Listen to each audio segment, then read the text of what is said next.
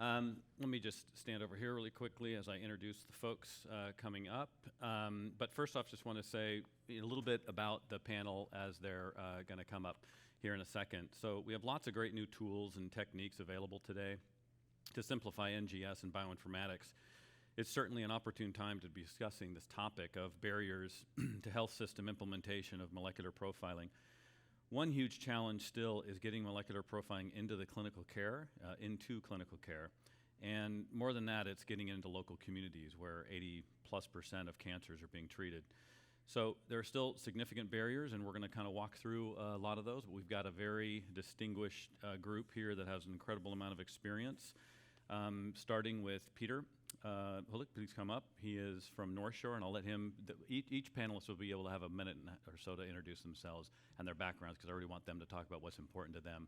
Next will be Thuy. Yeah, you can sit in that one. Great. Thuy Phung, who agreed to replace Cassie, who was from Stanford, who wasn't able to be here because she actually has a child that is not feeling well. And hopefully we hope the 6-year-old gets better soon.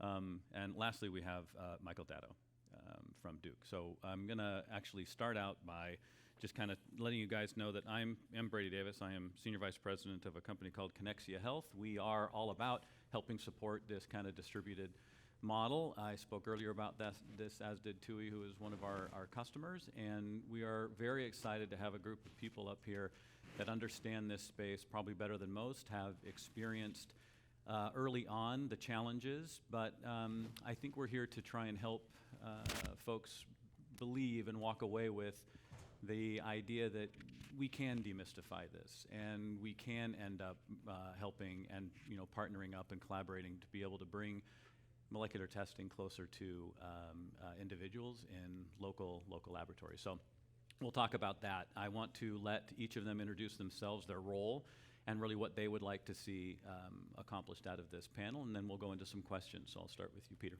Sure, thank you. Well, it's a pleasure to be here. Peter Hulick, I'm a clinical geneticist and internist by training. I serve as medical director for the Neiman Center for Personalized Medicine at North Shore. We're about a 5 growing to 6 hospital system and plus on the north side of Chicago. We do a lot on the somatic side, but a large part of my role is bringing personalized medicine awareness and access to our primary care network. We have over 1,000 plus medical group physicians, and you can imagine the lift there to try to really start to standardize our approach and help really bring this to every single patient in our health system. So I always gain a lot at the in-person meetings in terms of hearing other solutions. I always like to say this is a dirt path at best, and we're trying to pave it as we go on how we implement. That's awesome. Thuy.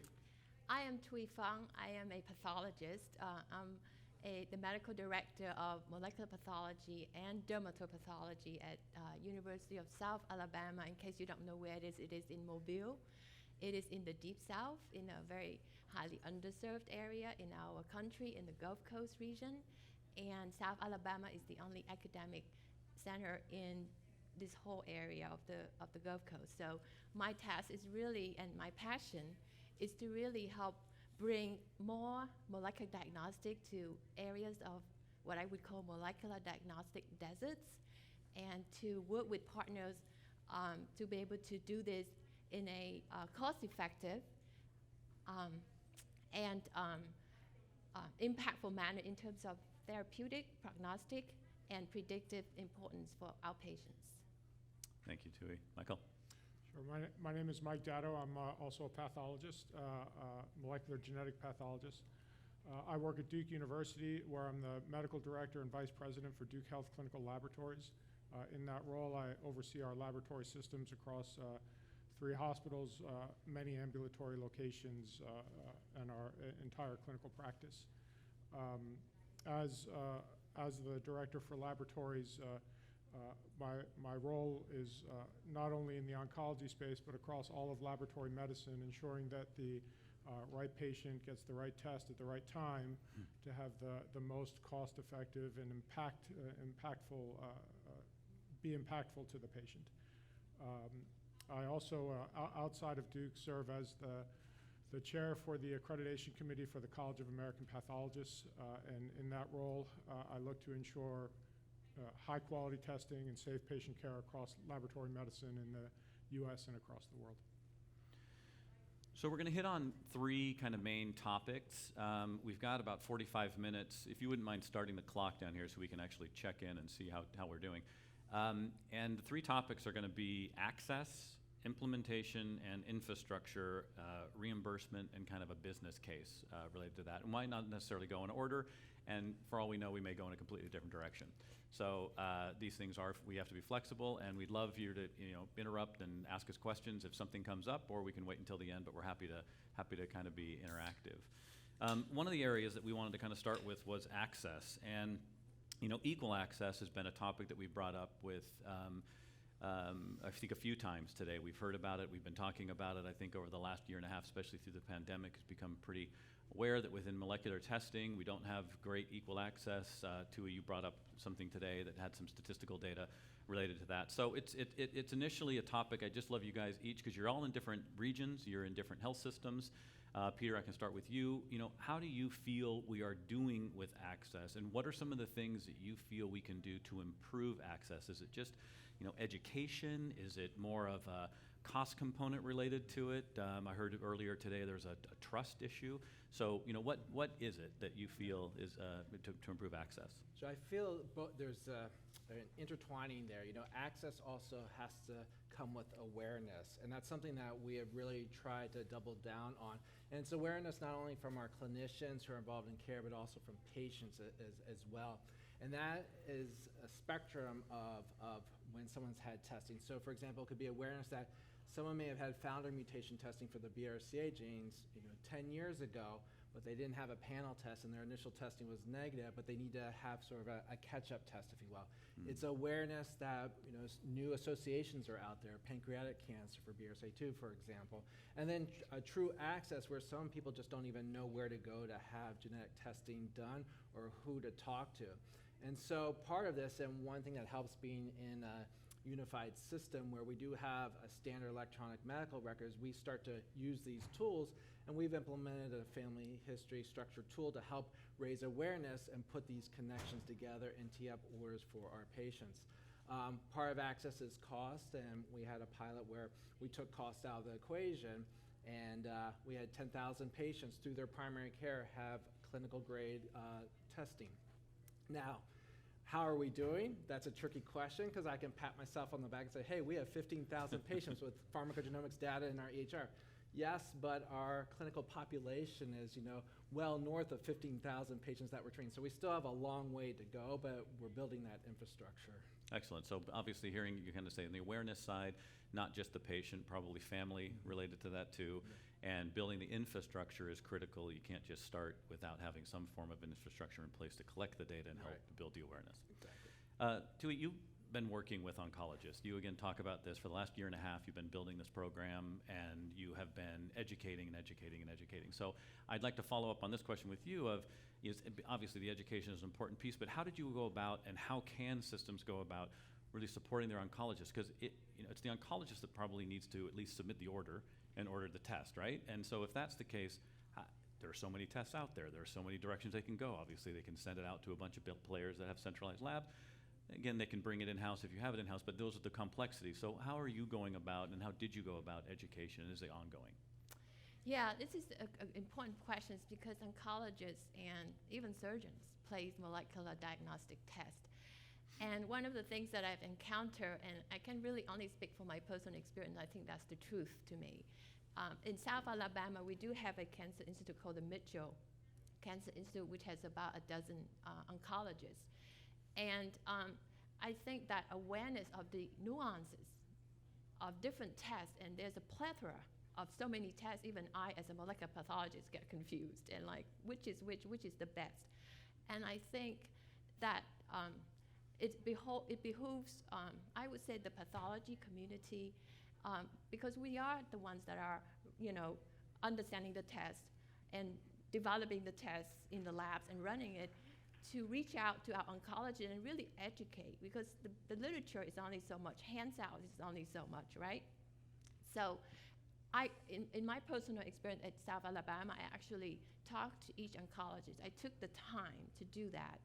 and to educate them. For example, the oncologists that I talked to, some of them, they don't understand between DNA-based sequencing and RNA-based sequencing. They thought there were two different technologies, two different together.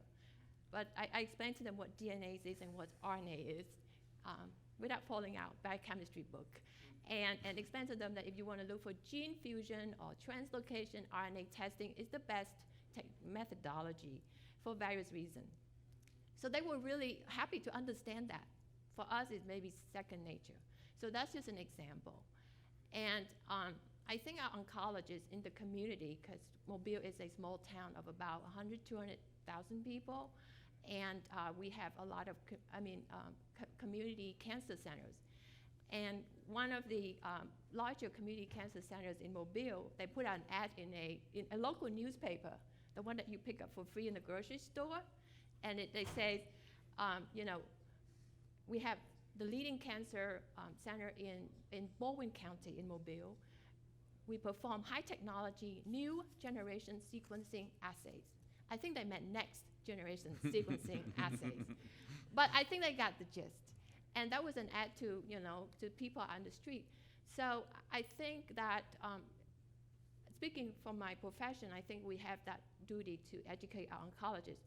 Now, I have to say, not every city will have, or hospital will have their own, asset molecular pathologists. But I think we can, as a community, reach out and educate our oncologists as a community of pathologists, like a molecular tumor board, kind of virtual, where we can access to a lot of places. So that's one thing I would say as a solution, knowing that there's some problems to address in that terms of access and ordering, and know what to order. Yeah, that's interesting. I think we're going to probably later touch on the whole idea of molecular tumor boards and virtualizing that with some sophisticated systems. Great segue. Mike, you're Duke. Everybody knows Duke. You're a well-known, sophisticated system. Question for you, which is somewhat follow-on from these questions here.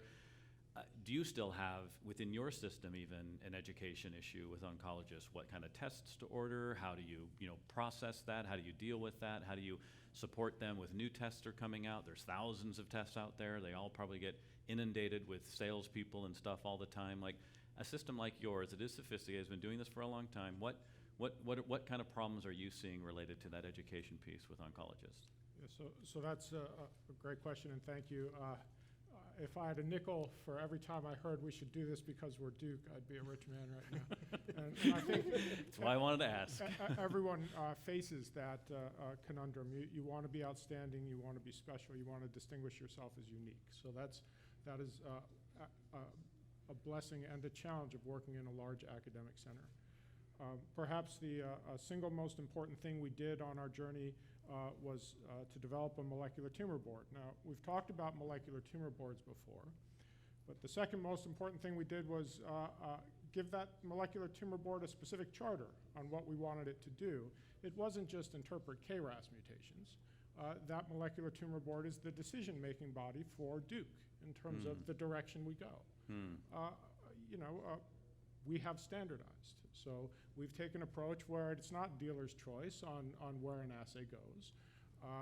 The tumor board has representations, has the lead from each cancer group.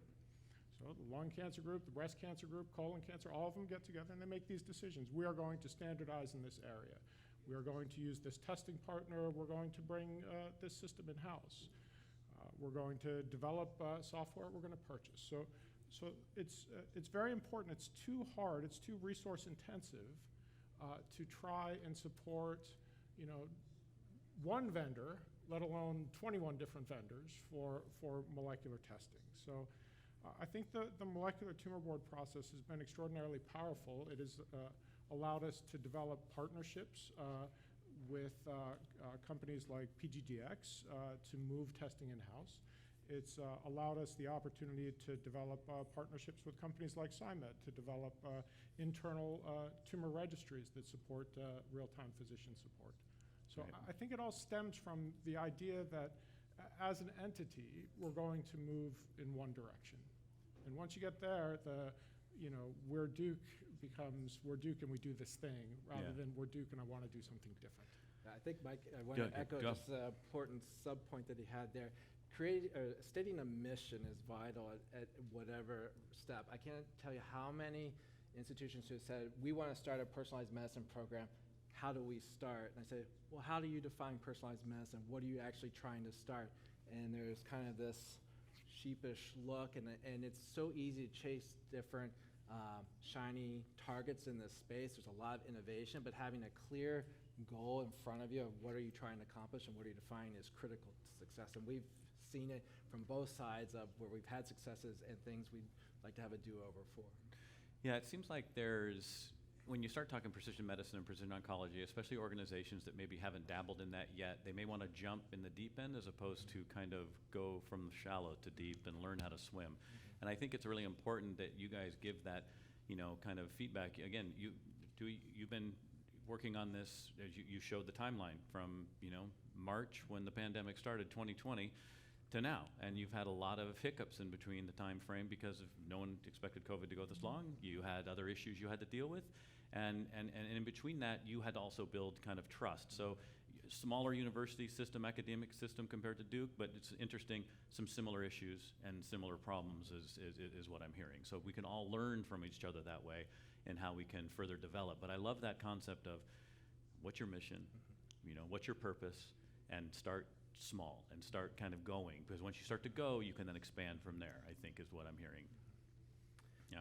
Yeah, and the key to that is if you define your mission, you can then have the parameters for success, and that's what really starts to build a program, because it takes someone else looking at, hey, look what they just accomplished there with, in our case, not a ton of FTE support. How can we build from that? And some of the infrastructure that we put in terms of sort of the actual operations can be replicated in different spaces. And so you start to lead to some standardization, which helps with the economies of scale with any kind of program. Great. I'm going to move on to the next kind of topic of more implementation and infrastructure, and in a sense making discrete genomic data usable to advance knowledge was one of the topics we talked about when we were on the phone kind of prepping and discussing this. Mike, I'm going to start with you and kind of come backwards. What do you feel are the biggest infrastructure issues systems face when implementing molecular diagnostic testing in-house? Sure, thank you for that question. Probably the biggest challenge is beautiful PDFs. If tomorrow I were to say to my providers, I'm going to report out CBCs using PDFs, there'd be an uproar. So somehow we've accepted the fact that molecular data is so different in a way that it can't be integrated into the systems that we use very effectively for everything else in healthcare. Yep. So, when there's a potassium, that's a critical potassium, it's 7, goes to a work queue, it goes to one of my techs, they call the provider and they say, hey, there's a critical thing that you have to deal with.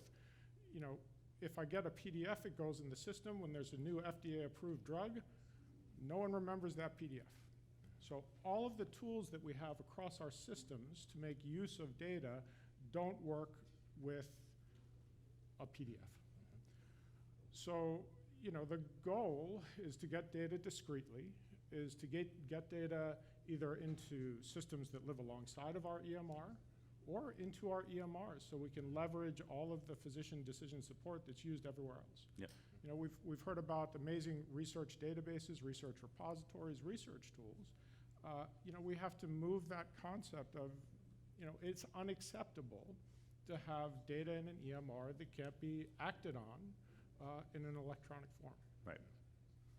Thuy, you have Cerner in-house, and I know we spend a lot of time discussing, okay, we have got to figure out a way to embed that back in. And so the ideal aspect of this is, I always call it kind of this ideal black box where you can drop in that has the APIs already kind of developed and in place where it's interoperable with any EMR.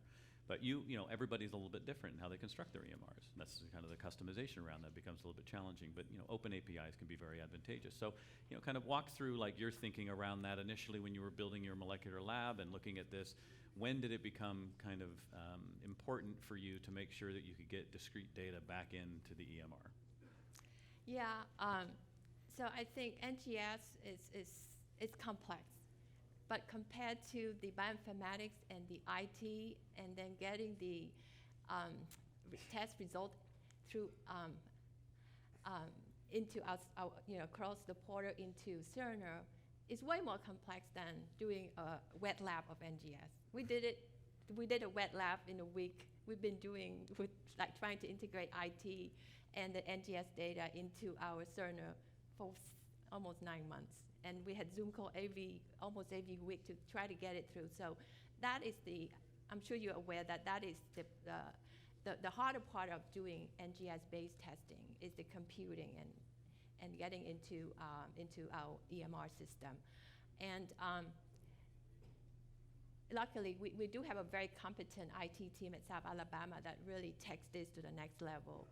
And it's really now that's the part that we're actually waiting to be finalized so that we can actually begin our NGS validation. So I never underestimate the informatics and the IT part of this. And that's, I think, one thing that I would love to have it eased, somehow make it a lot easier for consumers like myself and pathologists who are trying to bring NGS, make that part shorter and more smooth for us, to say it in a very simple language, because that's, I think, one of the barriers to NGS, even for a simple panel, 50 genes or less. Yeah. It's interesting. So I think, this is not just for healthcare systems, but also for partners of those healthcare systems that are out there. Even if you build robust APIs that can kind of integrate and interoperate, there's sometimes on the other side, if you're talking about maybe even less sophisticated institutions, even though University of South Alabama has some great sophistication on their IT department, there may be delays, there may be issues around that. And so any way that you, as a partner, can help them implement that plan is going to be very advantageous to speeding this process up. So that is one thing that I've recognized over the last year in working with University of South Alabama and other institutions.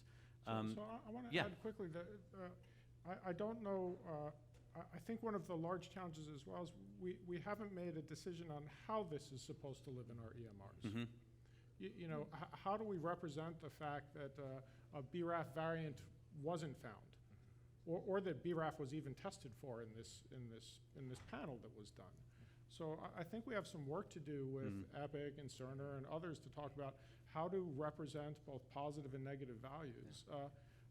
And again, I think we make it harder on ourselves by thinking it has to be different than everything else. Right. And I don't think it does. Yeah. And to echo that, you look at it, just even taking a higher level, pharmacogenomics data. Where do we put that where it's going to be in a natural workflow for a physician for prescribing? Because sometimes it's good to have that information, but you don't need that interruptive alert. But it's really not appropriate, although some may push back on this, to put it in the allergy section, because it's not really an allergy, because sometimes it's just, I need to titrate it a little bit differently, or a different starting dose, et cetera.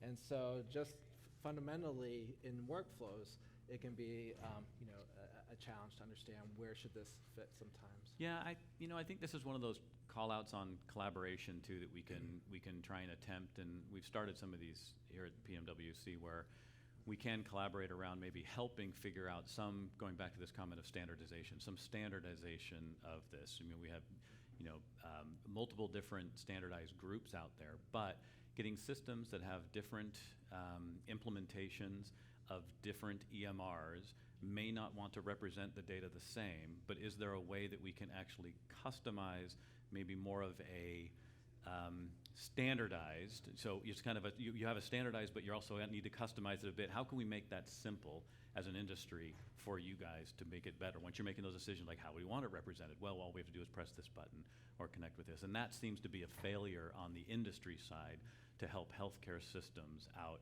to do a better job of kind of interoperating this type of data. Good, something we can learn and try and I work think on. that, because of that, it's like every time you have an institution who want to bring in complex diagnostic, you kind of have to reinvent the wheel. Yeah. Mm-hmm. Let's cut it, at least halfway. That would help speed up implementation a lot faster. Yeah. And getting back to the access issue, we're coming from institutions that put a lot of investment in this space, but if we really want this to be rolled out across, every hospital system, this is something that has to be solved for. And most institutions, maybe they'll do a certain percentage of these tests in-house where it's, I'll put big air quotes, easier to integrate, but they're going to have to party with outside labs generating this data. and you can only put in so many resources to integrate with other labs before it becomes just too prohibitive from either just a resource, whether it's financial or FTE support available, because you have to keep the lights on in other spaces. So there's one issue is obviously discrete data in. Now on the most of your organizations, I'm not sure how far down the path Northshore goes into research, but obviously Duke and University of South Alabama being universities have research arms. How are you then able to kind of look at that data? What are you doing to investigate that data? I know you're even talking about like, well, we're not sure what to add and what not to add, but you have some data in.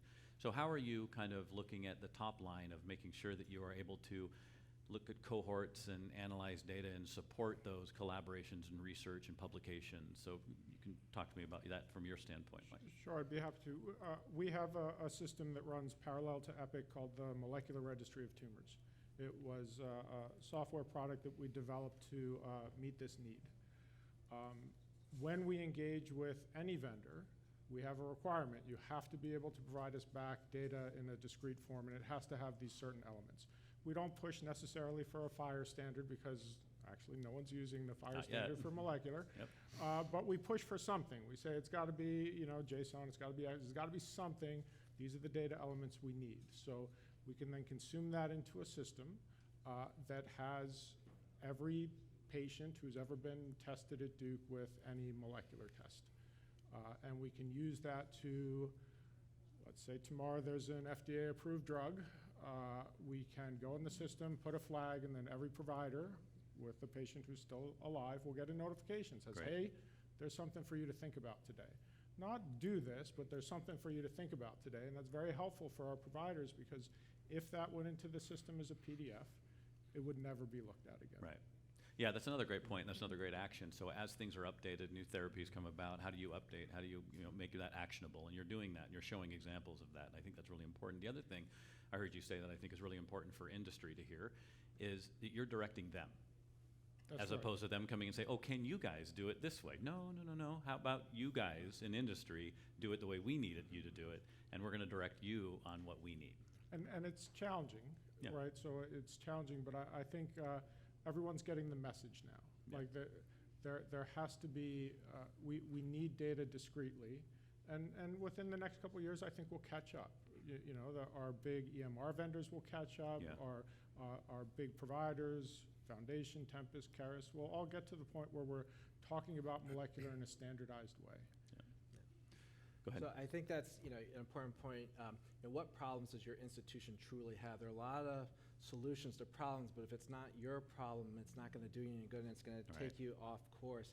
At North Shore, we do have some research, but it's certainly not like a traditional academic center. We produce a lot of data that, frankly, we don't have the bandwidth to really gain insight into it. And so trying to find solutions to those problems, this is where we're in a unique space, and our recent collaboration with Semaphore is to help us to unlock Right. this information. So this is where, we are good at what we do. Where do we find the right partner to try to move, our data forward or our problem-solving solutions forward? And I think that's really critical, just as defining the mission, defining what are your choke points, and then going out and getting that solution. Before we move on to kind of the business case reimbursement, which I love that topic, and I think it's going to be a fun one to end on and a good discussion to have. I'm hearing it, I've heard it now 3 or 4 times. Each organization up here has multiple partners. And again, let's go back to use name. Duke is, like I said, a very well-known, sophisticated group. And some people, I think, believe, oh, we're Duke, we can do it ourselves, and we don't need partners. I think every institution, to be successful in looking at kind of embedding molecular diagnostics into their workflow, need support, need partners. It's just a matter of you finding that right partner that works for you and for your institution. And it could be multiple, it could be one, but you start somewhere. Like reach out and look for those types of partners that can help advance you. Yeah, question. So actually, you raised a very interesting point, which is that one of the reasons why you want partners isn't just because you want to be able to have all the information at your fingertips to make your decisions. It's also because you want the rest of the world to benefit from your decisions. If everyone's going towards different standards and there's no homology, there's no. One of the reasons you raised a very good point, which is that it's very important to partner. And I think one of the reasons why you want to partner is not just to be able to do what you're doing better, it's also to enable to share your findings with the rest of the world. Because fundamentally, these diseases are large enough and complex enough that no one institute is going to be able to handle what's going on, and we will all benefit if we share each other's data. So through partnering is probably the most effective way to ensure standards across different companies and environments. Yeah, that's really interesting. I mean, I think we're initially going to see a lot of times when you do multiple different types of partners, you can see that kind of siloed issue happening again, but ultimately can come back around where you're starting to see standards develop. And that's what I think collectively and collaboratively we need to help advance. One of the things I love about this conference, PMWC, is I know talking with Paul about this, this is a conference that tries to show examples of use cases that are accelerating discovery, accelerating use in clinical, accelerating that through partners. And so you can start to see a pattern, you can start to see some standards kind of coming about. So I agree, and that's why I wanted to point it out, is that we are in this together, and ultimately, let's not forget, this is all about the patient. How are we advancing care to support the patient? And that ultimately is what they're all doing as institutions, and giving great use cases and examples for others to potentially follow and learn from others who are doing similar things. Go ahead. And I should just follow etiquette. I'm Joseph Lehar from Oaken. What's that? I should follow etiquette and announce who I am. Joseph Lehar from Oaken. Oh, thank you. Okay, so let's move on to the reimbursement business case. And anyone can really start, but I'll start with you if you want to. I think this, it certainly depends on which space you're talking about. There are certain areas where reimbursement is better or another. This is also another partnering aspect too. So a lot of our germline testing, actually the majority of it, we do not do in-house because our partners in this space, they have more of the infrastructure for the billing, the reimbursement, the national contracts for insurance, and for an organization like ours that doesn't have their own wide health health insurance. Sure. This is something that's taken off our plate, so we can focus on other things that are not, I wouldn't say not as important as that, but like something that we have more impact on directly that we can manage with our expertise. Well, I mean, again, so look, billing and all that kind of stuff isn't awesome, isn't easy, and sometimes it gets denied. And so it's what I'm just trying to get a feel for is how is the reimbursement space right now set up related to kind of molecular diagnostic testing, NGS, and how are people either benefiting from it, challenged with it? And but to your point, exactly, I think it depends on what you're testing, what you're doing, and all that. So our hereditary cancer panel testing that's identified through our family branching logic questionnaire before our annual history and physical, the reimbursement, if someone meets that, is actually really good for the patient, having oftentimes greater than 95% zero out of pocket costs unless they haven't met their deductible or have a very high deductible. It's not surprising because we're taking this information from NCCN guidelines, so there are established places where we would expect reimbursement to be substantial. When you start to push the area into more novel technologies, that's where we believe that there's good and that benefit to patients. That's where it gets harder to navigate, and that's where again you need partnerships to get that foundation so we can build that use case to improve reimbursement. Naturally is important as well. Good. Well, if I may also add, coming from a small to mid-sized medical center, and I think this is where the desert is I'm talking about, smaller hospitals, community hospitals, they need to at least break even. So to go, and this is part of my business plan and operation strategy is that it would be so tempting to go into the huge panels, do the whole exome even. That would be my goal, my dream, or whole genome. But for I guess resource limited institutions, one has to start small and be humble and be realistic of the needs of the institution as well as the resources or lack of resources. So in our lab, I decided to go small, nimble, and efficient, and cost-effective. It won't cover all the genes that you would want or an oncologist would want, but if it covers 90%, I'm good. And that was the goal, and I think we are achieving that. And our oncologists, I did ask oncologists before making, the assay selection, what do they need? And I was able to select a platform that would really fulfill 90% of their needs. It won't do HRD, homologous recombinant deficiency. Those are really complex genes like BRCA and ATM. But it does a lot of other things. They're good things. So, and that's actually not that expensive to bring in. From my practical experience, which I would like to share, we bought a MySeq. It's, the workhorse. It's not a NovaSeq. It's not even a NextSeq. But it does enough for our initial phase in our year one of testing in-house without breaking the bank. And my administrator is happy with the cost so far. And we actually perform a couple of rapid single gene assays using a different partner, a different technology that was very quick to bring in. So I was able to demonstrate that we could do molecular. Again, NGS is not the be-all and the end-all. There are other technologies to do targeted single gene hotspots and stuff that are needed, like BCR-ABL. So I was able to implement that kind of partnership with different technology for different needs, different tools for different needs, while bringing NGS, which is a bigger, more complex operation. So I think overall, to be pragmatic, but still have impact, and know that this is we're not performing transformative clinical discovery here. Even though I'm a physician scientist, I have to know my limit and where it's good for patient and for the system, and where it's good for my ego. And I need to kind of understand that landscape in order to be effective. And in year 2 and year 3, we'll bring in the 500 genes, sure. But this is how the business approach needs to be, so that you can convince administrators and CEOs that, yes, this could work in year 1. Mike, you mentioned when we chatted earlier that you felt, of course, reimbursement, there is some reimbursement there, but you felt that over a period of time, I'm not sure, I can't remember what period of time, you felt that it was going to really start to maybe pick up and become easier to manage through it. Is that because of we're building more, in a sense, kind of clinical utility around this? What was your sense of that, and where do you see reimbursement going? I'd really love your insights on that. Sure. Payment for medical care is extraordinarily complex. So I know everyone appreciates that. I get this, my most often asked question is, how much is this going to cost my patient?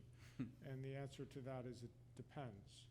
It depends on who their payer is. It depends on whether or not it's January 1st or December 30th, and how much of their deductibles they've already paid. It's extraordinarily complex. So in walking down this path of should I bring things in-house, I know that's not the question you asked me, but I'm going to answer that one anyway. I know where you're going. Should I bring this in-house? You really have to start with the question of, what am I trying to do? Like, how is this, what part of my mission am I trying to impact with this? Am I trying to improve patient care? Am I trying to support education? Am I trying to support research or academic engagement? From a patient care perspective, Duke has had partnerships with outside vendors for some time, so we're able to give our patients best-in-breed testing, and it doesn't cost Duke anything, because it's done in an ambulatory environment. And you develop the partnership so you get all the data back, and you're able to do a lot of the interesting academic things that are interesting to all of your providers, provide best-of-breed care, and have good financial outcomes for patients, because the vendors spend a lot of time to make sure the patients are happy with the financial aspects of their care as well. So it's a really hard equation, make versus buy. If you're always buying, you're never going to advance the other missions. So it can't be always a buy scenario. And there's a lot of benefit to make, both at any level institution. So it's hard. I think vendors, I think all of us are doing a better job showing clinical utility. I think payers are starting to understand that this data is impactful. But just understanding isn't enough, right? So insurance companies are running a business. And they also take care of patients, but the bar is always very high for what's going to get paid for. So I think we have to continue to push on behalf of our patients. But I think it's getting better. I think as more things become approved by the FDA, both options that we can run in our laboratories as well as send out options, as CMS or the FDA continues to work on developing scenarios for approval or review and approval, I think it'll continue to improve. I'll Good. just throw in, we probably won't have time for this, but I think regulatory uncertainty is the other big thing that we all face. I couldn't get it into our plan today because Well, we my would have had another goodness. 15 minutes, maybe we'd be able to do it. But I do see that we have a question, so I did want to see that come through before the end. Hi, my name is Amanda Hansen, and I am the pathology and molecular testing manager at Spartanburg Regional. Like Mobile, Alabama, it's a small town with a molecular desert, and we're experiencing hospital-wide staff shortages. So I wanted to know what you do to encourage somebody with a molecular background to relocate to a small town like Mobile, Alabama. I guess that's a question for me, right? Well, I'll share with you a trade secret. I decided to go the unconventional way. The conventional way is you go to a program director that offers medical technologists, molecular biology, medical technologists training program. There are like 7 or 8 in the country, not that many, one of which is MD Anderson. Really excellent program. I offer them, the people who are not yet graduated from the program, a job with a great salary. None of them wanted to come. So my alternative was I was able to recruit molecular biologists, masters, and PhDs from research lab to come. Now, they couldn't do molecular testing in a clear CAP lab, so how do I go around that? So this is a trade secret. The ASCP, American Society of Clinical Pathology, has a certification program for MB, molecular biology, ASCP, med technology. And so I was able to get our PhD, who are excellent molecular biologists who've done NGS, just to take the exam, and they qualify to work in a CLIA lab. So. Awesome. Thank you. I'll dovetail, we face shortages too, and we're Yeah, I outside bet. of Chicago. We have open positions for several genetic counselors, and so, that doesn't mean we just fold up shop and can't do our work. We've got to figure out solutions. So and other institutions have done this too, we've embraced this concept called genetic counseling assistant, which is basically like our traditional medical assistant that rooms patients, takes vials, et cetera, gives them some training, and not that they function as a genetic counselor, I don't want to equate that, but there are certain tasks they can do that free up the genetic counselors that we have to do things that really need to be done at a genetic counselor level, that then frees me up for what needs to be done at a medical director. And I think trying to find creative ways where everybody's truly working at their level of expertise is key to being nimble in this field, because you do have to be nimble and pivot for many reasons. Yeah, and we didn't get to all the challenges, obviously, here, and barriers, which we hate that term. I know we've talked about this last night. We're not really enjoying the term barriers anymore. Opportunities. I love that.